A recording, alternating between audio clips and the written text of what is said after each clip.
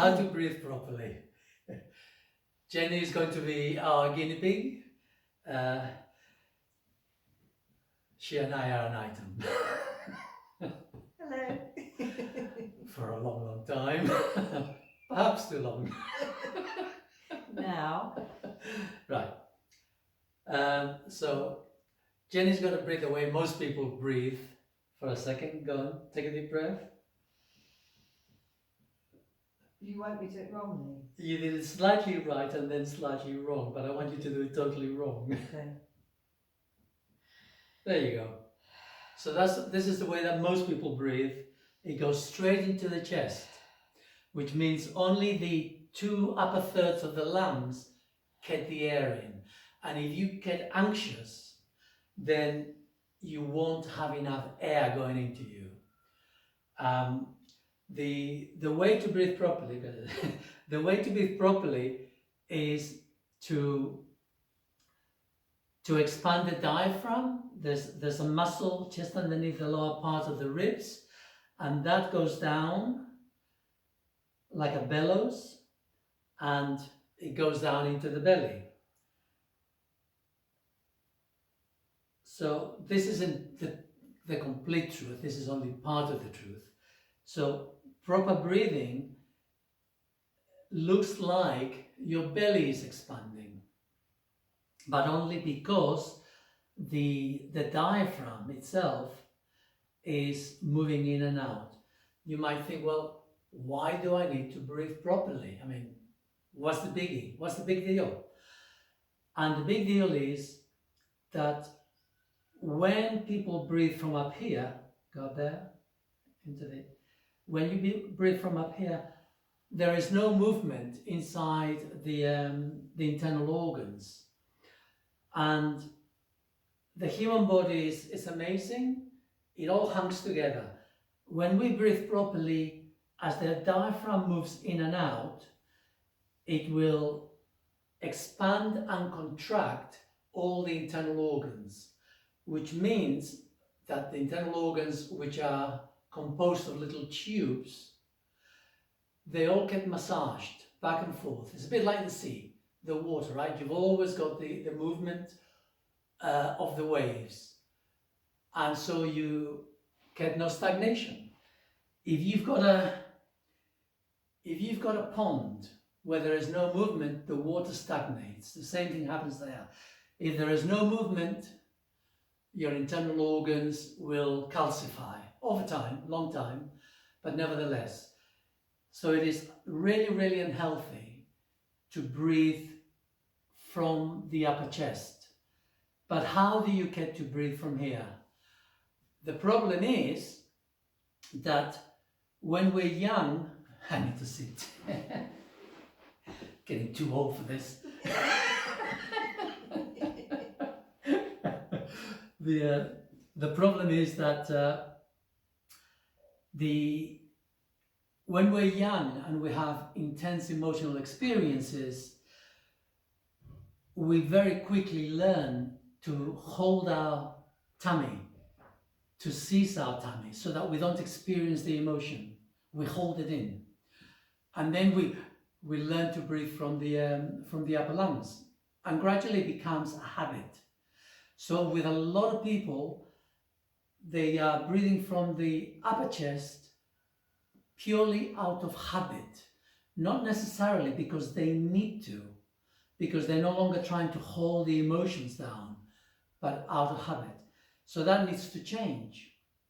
And the way that you change this is initially, you can put something heavy, and what you do is, my suggestion, you breathe out fully, so that the tummy goes, breathe out fully, so it tightens. So you've got a tight tummy here, and hold the breath, don't breathe, and wait till you're desperate. And when you're really desperate, release the muscles in the tummy, and you will breathe in. And then deliberately breathe out and hold your tummy muscles. Just hold it. Wait, don't breathe. And again, you wait till you're desperate. And when you're desperate, Again, you can put a weight, a book, anything on your tummy to let you know that you're not doing it the right way. Another good thing to do, in my opinion, is when you're driving, when you do an activity, a daily activity that you will repeat, you deliberately focus on the exercise. So, for example, let's say you're driving, breathe out, hold your breath, hang on to the wheel, and then when you're desperate, let it in. Eyes on the road, right? But because it is something you do every day, doing it every day will remind you to do the exercise. And it can take up to 6 months to change the pattern fully. And when you're walking, you can do exactly the same thing. As you're walking somewhere, focus on your feet, be present in your body, focus on the breathing. Again, contract the muscles, and then release the muscles with your breath. If you do this, and I recommend that you do, there will come a time when you're going to get stuck.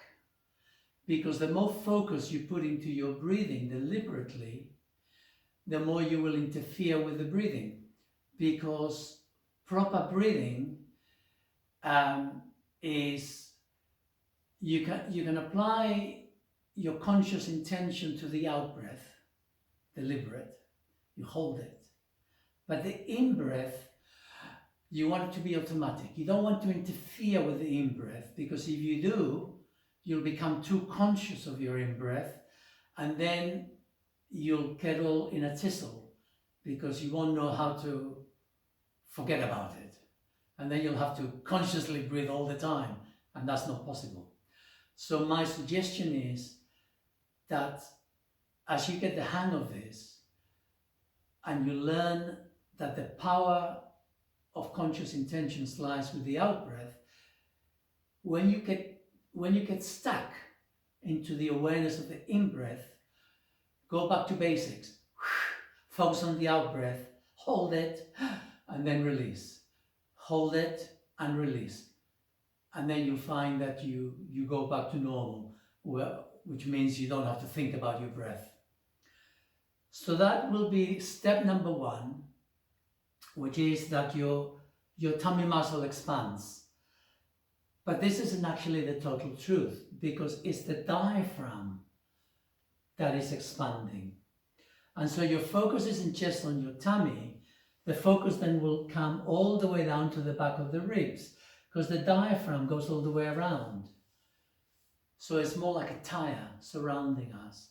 So a proper in-breath will be an expansion of the ribs from the back to the front.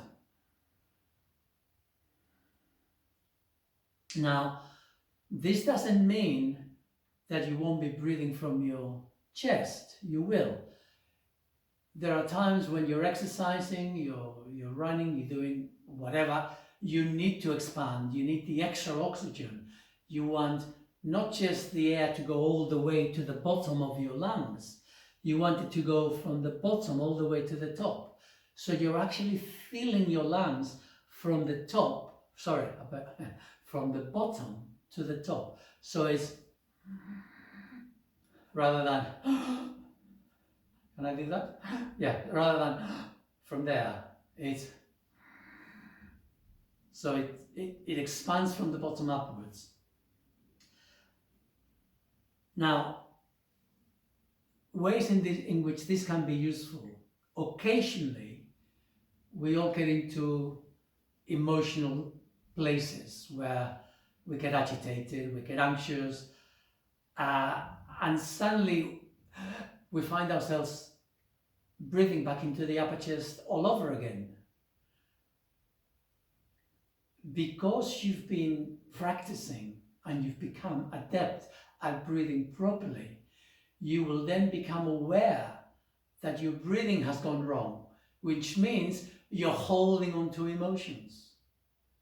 So this is one useful aspect of breathing properly, that once you're doing it properly, when you don't, you will realize that, well, hold on a minute, I'm breathing wrongly all over again. I'm emotionally upset. Something's going on. I can now deal with my emotion, whatever it is. What's your experience of breathing? I'm alive. Well, there you go. Breathing properly, you're alive. I don't think there's much else I can say on how to breathe properly.